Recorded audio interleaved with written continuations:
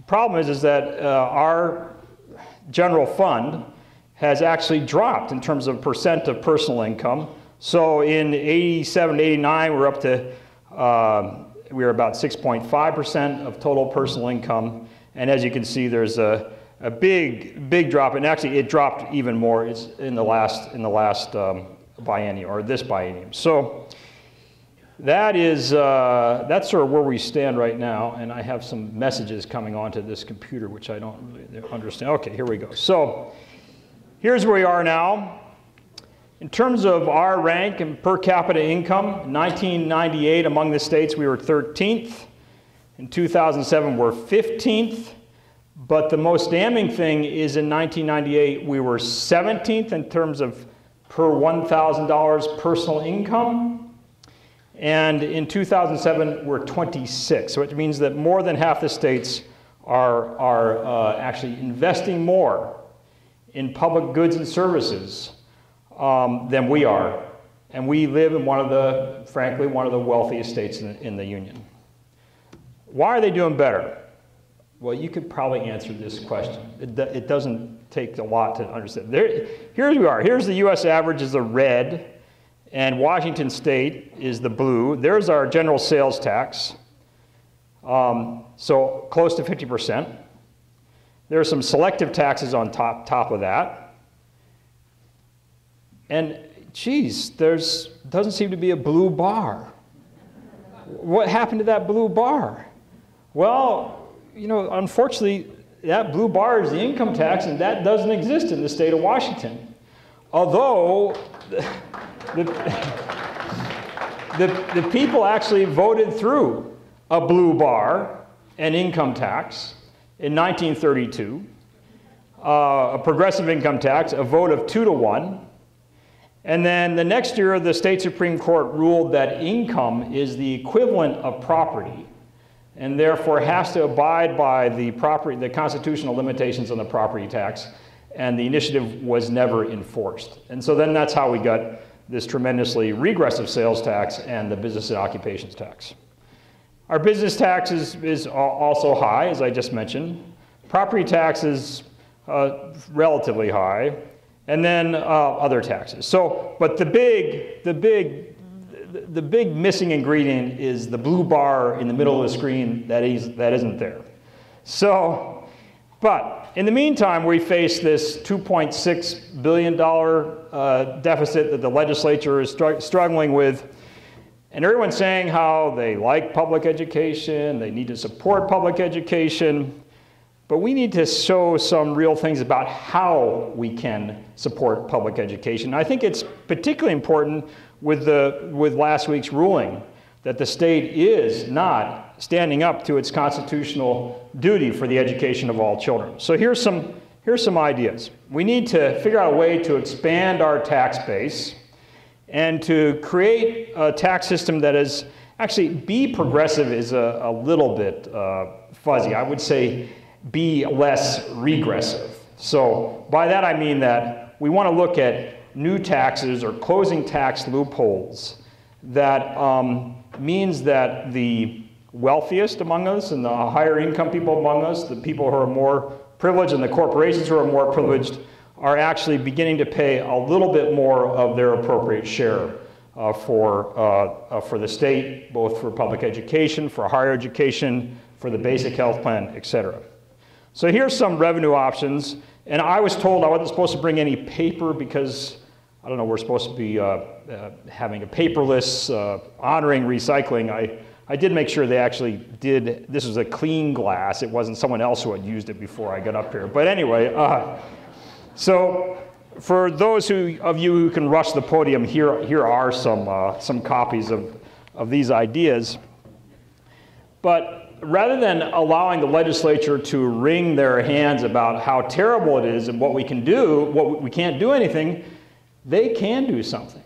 They can do something right now. And I'm going to just highlight a couple of these. The ones that are highlighted are in red. But the first one is the B&O deduction for investment earnings of non-financial firms. So I'll try to do this in straight English.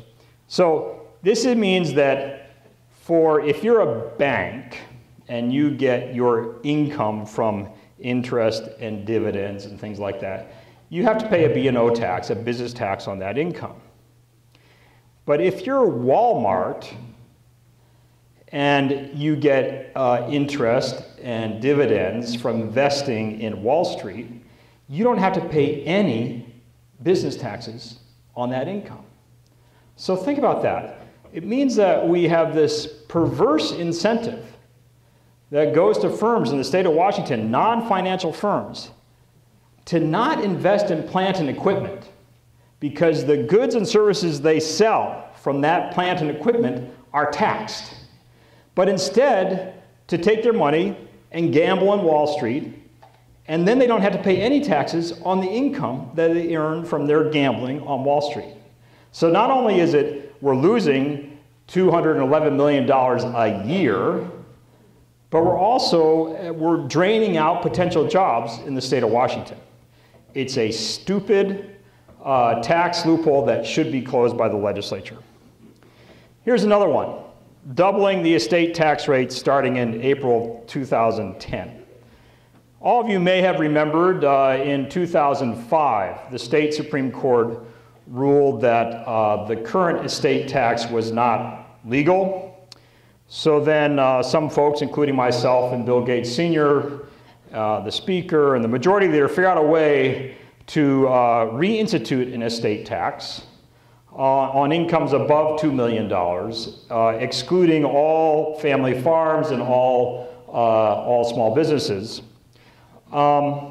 And to put that money into the Education Legacy Trust Fund. Now you all know Education Legacy Trust Fund, right? It goes into K-12 education and into higher education. And it's a pretty robust source of funding. It's about $130 million a year.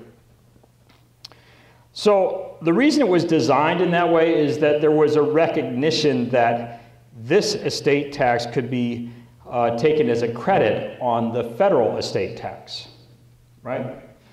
That sounds okay. This year, there is no federal estate tax. It is zero for any size of estate, whether it's 2 million, 5 million, 10 million, 50 million, 500 million, it's zero. So this seems like a pretty good year to say, why don't we do a modest doubling of the Washington state estate tax rates? If we did that, that would bring in $65 million in fiscal year 2010 and about $135 million in the following fiscal year. And it would tax about 200 of the wealthiest estates in the state of Washington. And the money would go into the Education Legacy Trust Fund for K-12 education and higher education. It seems like a simple and a very just tax to propose, especially since these estates are not getting taxed at all at the federal level. One other thing I want to mention is this B&O tax on mortgage loans. So this is an interesting deal. You'll notice that a lot of these they don't really smell right, some of these B&O tax exemptions. And it's because they're not there because it's necessarily good public policy. They're there because they have the good lobbyists, the best paid lobbyists. And so they can have the most influence. Now this is an example. So if you're a bank and you make a mortgage loan, and if you have interest on that mortgage loan, you don't pay any B&O taxes on that interest on the mortgage loans. Now this was designed supposedly that this would then go through to the mortgage holders, the people who actually are living in the homes, but that's never been shown that they actually have benefited from this. But who has benefited from it are the banks, the folks like Karen Killinger and WAMU who helped to bring the world economy down with their poor financial practices, and yet we're encouraging that in some ways by giving them $85 million a year in tax breaks. So those are just 3 examples, and there's several more here.